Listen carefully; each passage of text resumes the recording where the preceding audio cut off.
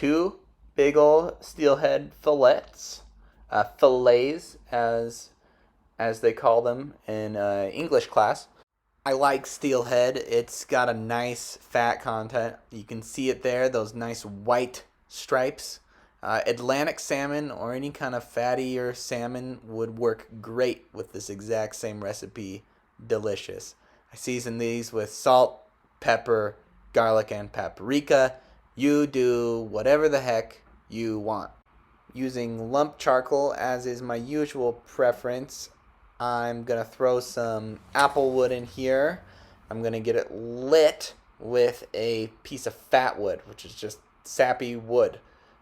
I like to use bricks as a heat shield. They take that blast of heat, absorb it, and release it slowly to cook the meat slowly, just like you want. And of course, the heat comes up and around those bricks and cooks the top of the meat.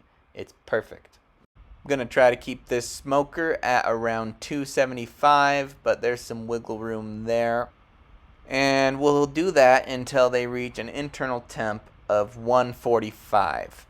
That's a safe temp according to the FDA, and it'll also give this fat plenty of time to render. You'll have about an hour and a half to kill, and what you do during that time is totally 100% up to you.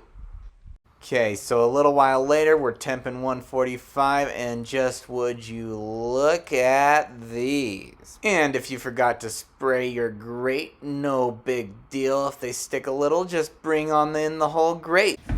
Couldn't think of a better way to serve it. It's really important to let these rest 5 minutes or so, but I also really wanted a bite. Hot, hot, hot, hot.